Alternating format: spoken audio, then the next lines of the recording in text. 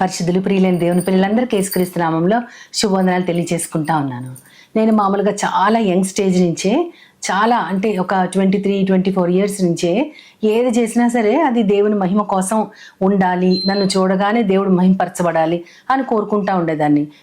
బిడ్డల విషయంలో కూడా చాలా మంది దైవజనులు మా ఇంటికి వచ్చినప్పుడు అమ్మ పిల్లల గురించి ఏదైనా రిక్వెస్ట్ ఉందా, ప్రేయర్ రిక్వెస్ట్ చేస్తాము అన్నప్పుడు నేను నాకేమొద్దు అయ్యగారు, బిడ్డలిద్దరు ఎక్కడున్నా సరే ఏ పని చేసినా దేవుని మహిమ కోసం మాత్రమే వాళ్ళు జీవించాలి, అది చెయ్యండి చాలు అని అనుకుంటాను. ఇప్పటికీ నాకు కలిగినటువంటి బిడ్డల విషయంలో ఏదైనా వేదన శ్రమ కలిగినా సరే నేను ఎప్పుడో దైవజనులను అడిగింది గుర్తు చేసుకుంటాను. ఇది కూడా వాళ్ళ విషయంలో అది నాకు శ్రమగా కనిపించినా సరే అది కూడా దేవుని మహిమ కోసమే, ఆయనే దీన్ని ఏర్పరిచారు అని నేను దేవునికి వందనాలు చెల్లించడం క్రమక్రమంగా నేర్చుకుంటా ఉన్నాను.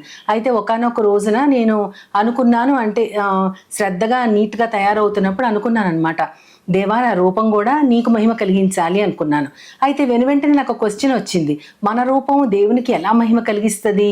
దేవుడు మన రూపాన్ని, అంటే మనుషులు మన రూపాన్ని చూసినప్పుడు వారికి ఎటువంటి ఆలోచన అయినా రావచ్చు, కానీ అది దేవుని ఎలా మహింపరుస్తుంది అంటే, దేవుని మహింపరచాలంటే మన రూపం వాళ్ళల్లో మంచి ఆలోచన మాత్రమే కలిగించాలి అనుకున్నాను. కానీ దాని గురించి అసలు ఇది ఎలా సాధ్యమో అని వదిలేశాను. అయితే కొంతకాలం తర్వాత దేవుడు ఎంత గొప్పవాడంటే మనకు కలిగిన చిన్న సందేహమైనా సరే అది ఆయన రీతిలో ఆయన మనకి సమాధానాన్ని ఇచ్చి ఎంతో కాలం అయిన తర్వాత అయినా సరే అలనాడు నువ్వు అడిగినటువంటి ఆ సందేహానికి ఇదే జవాబని ఆయన చెప్తారు. అది నేను గ్రహించాను.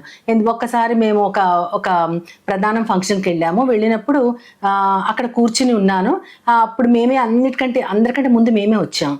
ఖాళీగా కూర్చుని ఉన్నాను, ఇంకా ఎవ్వరు రాలేదు గెస్ట్లు. అయితే మాకు బాగా బంధువుల ఇల్లు అనమాట. అప్పుడు కూర్చుని ఉన్నప్పుడు చుట్టుపక్కల పిల్లలందరూ కూడా అక్కడికి వస్తూ ఉన్నారు.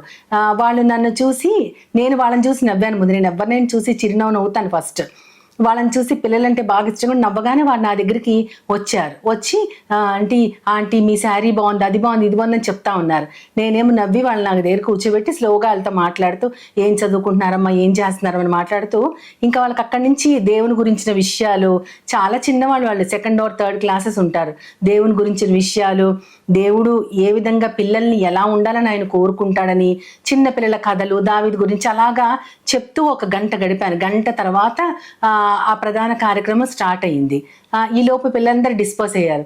తర్వాత నేను ఇంటికి వచ్చేటప్పుడు కారు ఎక్కిన తర్వాత నాకు దేవుడు ఒక సమాధానాన్ని పెట్టారనమాట. నువ్వు అప్పుడు అడిగావు కదా నీ రూపం ఎలా నన్ను మహింపరుస్తుంది అని, ఇదే దానికి సమాధానం. నీ రూపానికి పిల్లలు ఆకర్షించబడి నీ దగ్గరకు వచ్చారు కాబట్టి నువ్వు నన్ను ఘనపరిచావు.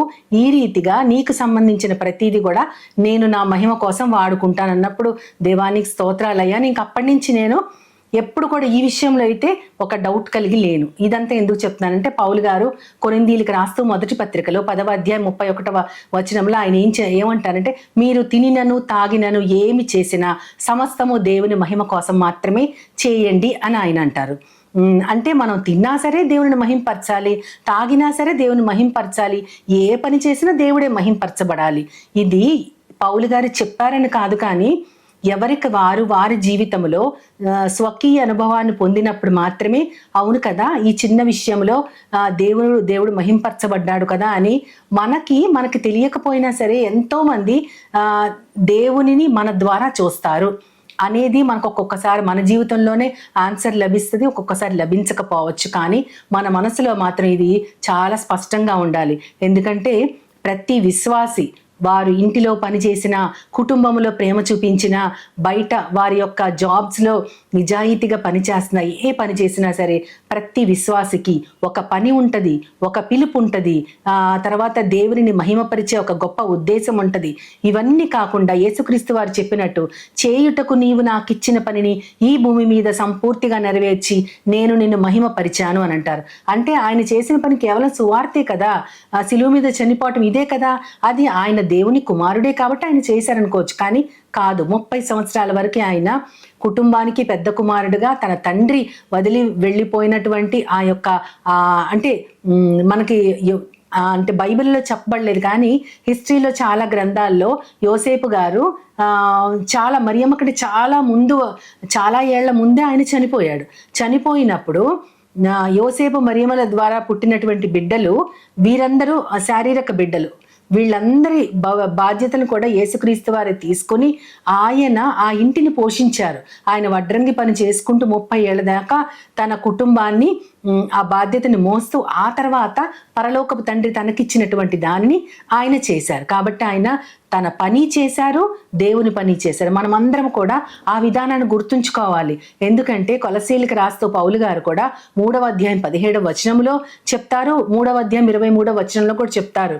ఏంటంటే మీరు ఏమి చేసినా మనుష్యుల కొరకు చేసినట్టు కాక సంపూర్ణ హృదయంతో దేవుని కోసమే చేయండి. అంటే ప్రతి పని నేను మా స్టాఫ్తో మాట్లాడుతూ కూడా అంటా ఉంటానన్నమాట. వారు కొన్ని పనులు చాలా నిర్లక్ష్యంగా మామూలుగా అలవోకగా టేక్ ఇట్ ఫర్ గ్రాంటెడ్ లాగా చేస్తూ ఉంటారు. అప్పుడు నేను అంటాను, అమ్మా ఇది ఇలా చేశారు కదా, ఈ క్లీనింగ్ ఇలా చేశారు, అదే యేసుక్రీస్తు వారు ఇక్కడికి వచ్చారనుకో మీరు ఇలా చేస్తారా అని అడిగితే వాళ్ళు ఒక్కసారి ఏం మాట్లాడలేకపోతారు. అంటే మీరు ఏ పని చేసినా ఇక్కడ ఏసీ ఉంటే మేము ఎలా చేస్తామో అలాగే చేస్తాము. ఇది ఒక యజమానురాల కోసం కాదు. నా పనిలో నేను నమ్మకత్వంగా ఉండాలంటే ఏ పని చేసినా మనుషుల కోసం కాకుండా యేసుక్రీస్తు వారి కోసం చేసినట్లుగా చెయ్యాలి, దేవుని కోసం చేసినట్లుగా చెయ్యాలి. ఎందుకంటే ప్రసంగి గ్రంథం 10వ అధ్యాయంలో కూడా ఇదే చెప్పబడుతుంది. మీరు దేవుని ఆజ్ఞలకు లోబడి ఆయన చెప్పినట్లు చేయటమే ప్రతి మనిషి యొక్క కర్తవ్యం అని కూడా అక్కడ ఉంటుంది. అంతేకాకుండా లోకములో మీ మనుష్యులు మీ సత్క్రియలను చూసి పరలోకమందు మీ తండ్రి అయిన దేవుని మహింపరచినట్లు వారి ఎదుట మీ వెలుగు ప్రకాశింపనివ్వండి. అంటే మనుష్యులు మన వెలుగుని చూసి దేవుని కీర్తించాలంట. అదేం వెలుగు? మన రూపం వల్ల వచ్చిన వెలుగో లేకపోతే మన సంపద వల్ల వచ్చినటువంటి ఘనతో కాదు, ఇవేమి కాదు. మనలో దేవుని శక్తి, మనము చేసే పనుల్లో దేవునికి మహిమ కలిగే విధముగా ఆయన విధానములో మనం నడుచుకుంటా ఉంటే అప్పుడు మనం వెలుగుతాం మనుషుల ముందు.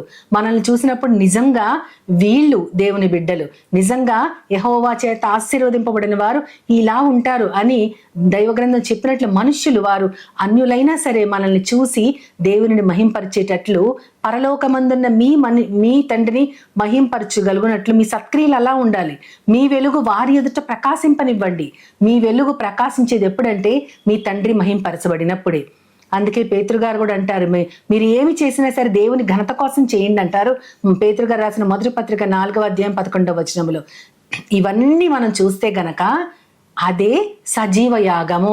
రోమీలకు రాసిన పత్రికలో మీ శరీరాల్ని సజీవ యాగంగా సమర్పించండి అంటారు. సజీవ యాగంగా సమర్పించడం అంటే మన జీవితం మొత్తము, అది మనకిచ్చిన రూపమైన, గాత్రమైన, మన పనైనా, మనం ఇతరుల పట్ల చూపించే ప్రేమైనా, వారి పట్ల మనం ఎక్స్ట్రాగా తీసుకునే కేర్ అయినా, ప్రతి విషయంలో వారు మనల్ని ఇష్టపడినా ఇష్టపడకపోయినా ప్రతి వారి యొక్క ప్రాణాత్మ దేహాలు దేవుడు ఎంతగా కేర్ చేస్తాడో మనము కూడా అంతగా వారి పట్ల శ్రద్ధ చూపిస్తూ ప్రతి వారు మనకి విలువైన వారే అన్నట్లు వారి హృదయాలు గాయపడకుండా వీలైతే శక్యమైతే సమస్త మనుషులతో సమాధానంగా ఉండండి అని చెప్పినట్లు మనము అందరితో సమాధానంగా ఉంటూ దేవుని ప్రేమను అందిస్తూ మనం ఏం చేసినా సరే దేవుని మహిమ కోసమే చేయాలి. అప్పుడు మన పనిలో, మన కుటుంబ జీవితంలో, మనము చేసే ఇతరులకు చేసే సహాయాలలో, మన ప్రార్థనలో అన్నిట్లో కూడా దేవుడు మాత్రమే కనపడతా ఉంటాడు. కాబట్టి మనం ఏం చేసినా దేవుని మహిమ కోసం మాత్రమే చేద్దామని ఇవాళ మనందరము కూడా ఒక తీర్మానం చేసుకుని దానికోసం ప్రతిరోజు ప్రతి క్షణం దేవుని సహాయం వేడుకుంటూ ఆయన విధానంలో నడవటానికి అందరిని కూడా దేవుని పాదాల వద్ద పెట్టుకుంటూ ఆయనను కీర్తిస్తూ చిన్న ప్రార్థన చేసుకుందాం. ప్రేమమైడా ప్రియ పరలోకపు తండ్రి, మేము ఏమి చేసిన సమస్తము దేవుని మహిమ కోసమే చేయమని చెప్పారు. అంతేకాకుండా మనుష్యుల కోసం చేసినట్లుగా కాదు కదా ప్రవ్వా, నీ కోసం చేసినట్లు చేయమన్నారు. వీటన్నిటిని మేము క్యాలిక్యులేట్ చేసి చూసుకుంటే ప్రవ్వా, మా శరీరాలు సజీవ యాగముగా నీ కోసం మాత్రమే ప్రవ్వా, నీ ఆజ్ఞలకు లోబడి, నీకు భయపడుతూ నీ ఆజ్ఞలకు లోబట్టమే మనుషులకున్న ప్రథమ కర్తవ్యం. ఈ కర్తవ్యాన్ని మేమందరము పాటించడానికి మమ్మల్ని అందరినీ కూడా నీ పాదాల వద్ద పెట్టుకుంటూ నీ ప్రియకుమారుడు నా ప్రియ ప్రభువైన యేసుక్రీస్తు వారి ద్వారా కోరి ప్రార్థిస్తున్నాను పరమ తండ్రి. ఆమేన్, ఆమేన్, ఆమేన్. As Jesus now is always near, with open arms He's always here.